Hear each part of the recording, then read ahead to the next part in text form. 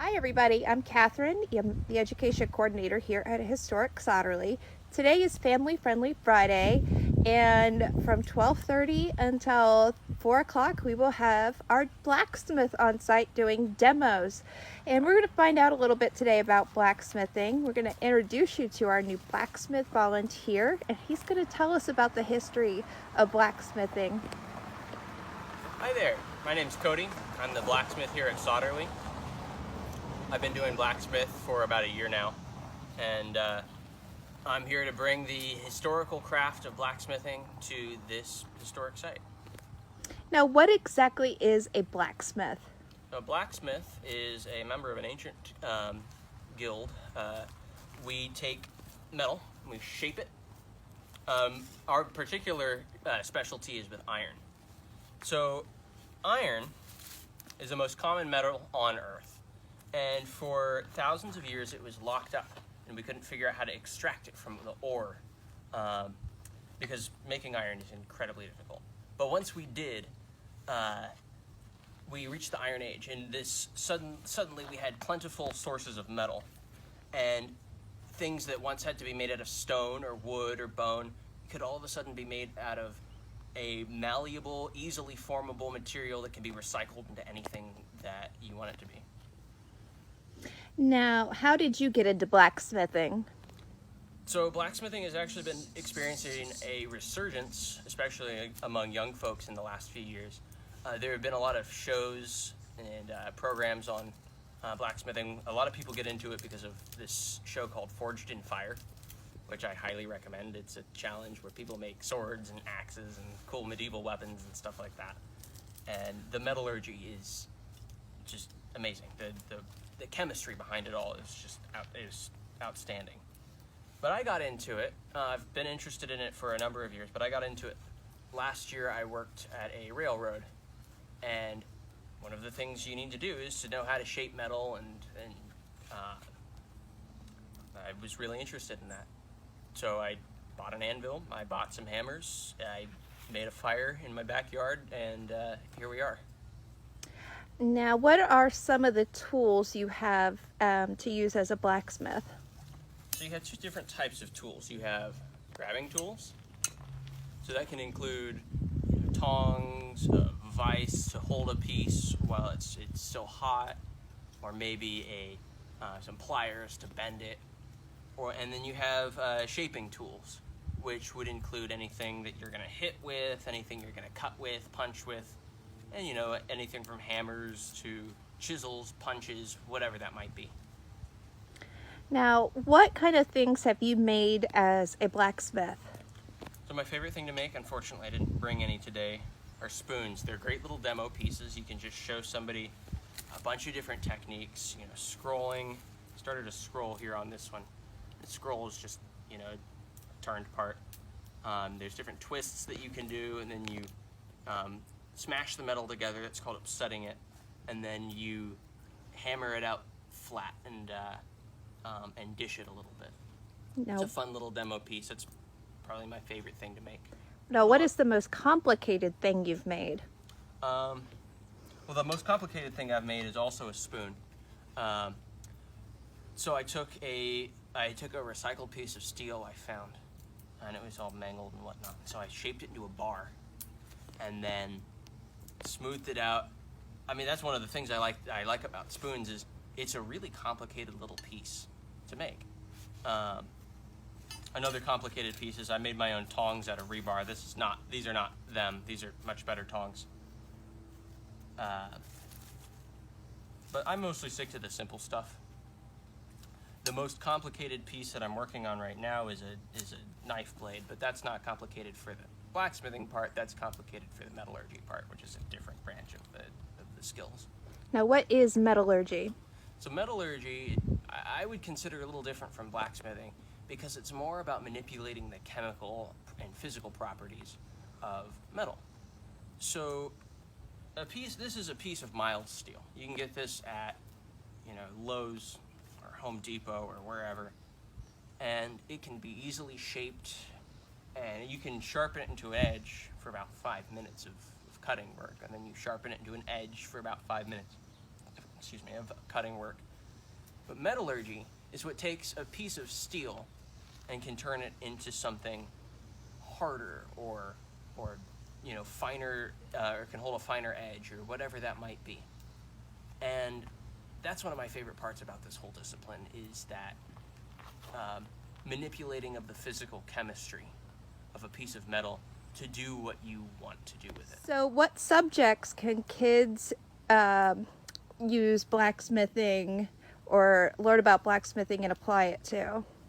Blacksmithing has a number of different disciplines involved. You have a lot of chemistry, a lot of chemistry. You have to know the chemistry of fire and understand how it works. You have to know the chemistry of metals. And I mean, these aren't difficult things. I mean, these are things you could understand from middle school and onward, and things you can intuitively figure out. But knowing that heat with low oxygen keeps the metal from oxidizing too much and lets you weld two pieces of metal together is a really important thing to know when you're blacksmithing. You know, the different ways that metals crystallize when you heat them up and quench them, and then heat them up and cool them down again. That's another important application of chemistry. And then, of course, you know, the different types of fuels, combustion, and that's getting into more high school chemistry. But then you can also apply history. This craft stretches back probably 4,000 years in England, and probably a lot further in other parts of the world. I'm not too sharp on my very ancient history, but it's an ancient craft, and you can see the way that the trade of metals and the working of metals has shaped the modern world. And if you look at it, a lot of history revolves around, you know, these conflicts over resources, these getting better steel. I mean, it's only possible that we have the country that we have today because of railroads, and that only happened because we had good enough steel mass produced on a large scale. And some would say blacksmithing is an art. Absolutely, do you agree with that? It's an art. Absolutely. And I mean, I'm still just getting started in it, and you have to learn the skills of a craft before you can begin to express yourself artistically in it. But it's absolutely an art. There's something beautiful about a piece of wrought iron that I think you can't just get from a piece of stamped metal from a hardware store. There's artistry in doorknobs, artistry in handles, hinges, and then of course there's artistry in the more complex pieces, such as decorative pieces, candlesticks, or even blades and knives. That's a very popular one.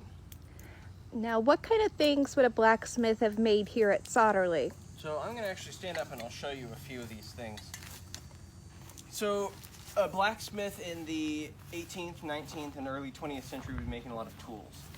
So you can see a lot of these larger tools here, and a lot of these were made towards the end of the blacksmithing era and towards the beginning of the machining era, as you can tell by the gearing.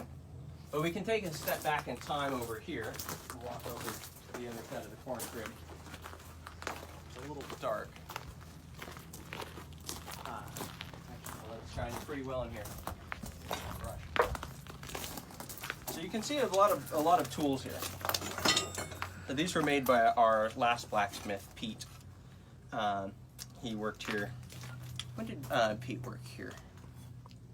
He was a volunteer here up until a few years ago. Mm-hmm. He's a wonderful guy and an amazing blacksmith. So he made these tongs, and blacksmiths would always make their own tools. You have a lot of hooks and whatnot, and these are all antique pieces. These are cable hooks. This one needs to be straightened back out. Hammerheads. You can see the Solderly stamp here. That there. That would be made with a punch, and of course a blacksmith would make that. But in an agricultural setting, this would be what you make the most. Horseshoes. Horseshoes, horseshoes, horseshoes. And the specific name for a blacksmith that makes horseshoes and puts them on horses is called a farrier. And that's its own profession in its own right, and live very well. the blacksmith would mostly make tools. We will go over to the wagons over here. Here's some barrels. You can see these straps on these barrels here. Blacksmith would make those. And this is getting into the manufactured steel after the turn of the century. Turn of the 20th century. I guess I have to specify what century I'm talking about. This was made by a blacksmith, this dolly cart, which I'm not going to use to move my anvil. You can see the different welds and things here. The nails are square nails and bolts. And then the wagon wheels, blacksmith would make that. Right here, all the carriage bolts, and you can see underneath the carriage there's only a few machined parts in this whole structure here, the screws and whatnot. Of course, here's some of the more decorative pieces here, the ironworks, and these are pretty plain. They're very functional. They get the job done. But there's a lot that a blacksmith would make, even up to the middle of the 20th century, when a lot of that was replaced by mechanical presses. You know, there's still blacksmiths around today doing industrial work. Well, we're so excited to have you here, and Cody will be here today until 4 o'clock, and he will be here then the Fridays of September. So we hope you guys can come out and join us. Thank you, and have a happy family-friendly Friday.